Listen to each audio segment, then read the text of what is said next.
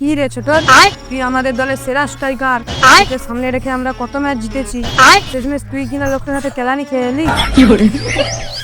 জামাই বাবু, তার মানে বাকি রইলাম শুধু আমি আর তুমি। প্রতাপ বাবু, প্রশ্নগুলো লিখে নিন।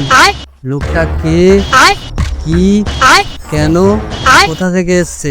হ্যাঁ, 2 ঘন্টার মধ্যে উত্তর চাই, নাহলে ঘন্টা পড়ে যাবে।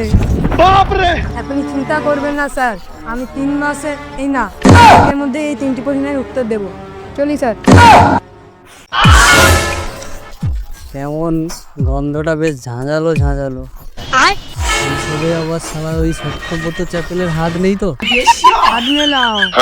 এবার অবিনাশ বুঝবে ছেলেকে পেটানোর জন্য বাপ এসে গেছে। এতদিন একতরফা রান করেই চলেছে, এবার আমরা একজন ব্যাটসম্যান পেয়েই গেছি। এই ছোটনটা তো ওদের বেস্ট বোলার ছিল, এতদিন গান মেরে মেরে না মানে বোম মেরে মেরে উইকেট তুলছে। পারলো এই উইকেটটাকে ফেলতে?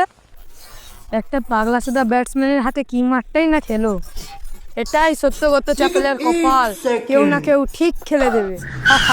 হাত মেলা, এই ফোন রাখছি। এই মেয়েরা চোদা ছোট মেয়ের কি খবর রে? এটাতে আমার চেয়ে তুমি ভালো খবর রাখো। রাখতে হয়, আমার মেয়ের সঙ্গে কার কি সম্পর্ক সে খোঁজটা আমি না রাখি তো আমার কোনো আপত্তি নেই। আরে আমি সেরকম বাবা নই, তবে সম্পর্কটা সব দিক দিয়ে হওয়া উচিত নয় কি? মেয়ের সাথে প্রেম করব, মেয়ের বাপের বিরোধী পক্ষের সঙ্গে হাত মেলাবো, এটা ঠিক।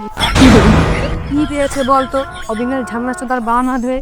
কি পেয়েছে? একটা চাকরি জোটাতে পেরেছে। শুনলাম তো কাল কার না কার হাতে প্যাদানি খেয়েছে।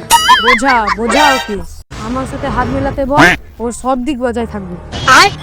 দিনে তুমি 24 ঘন্টা রাজনীতি নিয়ে থাকো, সেখানে আমি আসার চেষ্টাই করিনি। এর মধ্যে মাত্র 4 ঘন্টা আমি নিজেকে নিয়ে থাকি, সেখানে কাউকে অ্যালাউ করবো না, তোমাকেও না। হাই গাইস, তোমরা আমরা সবাই কেমন আছো? আশা করি সবাই ভালো আছো। তো এই ভিডিওর কোন পার্ট তোমাদের ভালো লেগেছে প্লিজ কমেন্টে জানিয়ে যাবেন এবং লাইক, শেয়ার, সাবস্ক্রাইব করে যাবেন।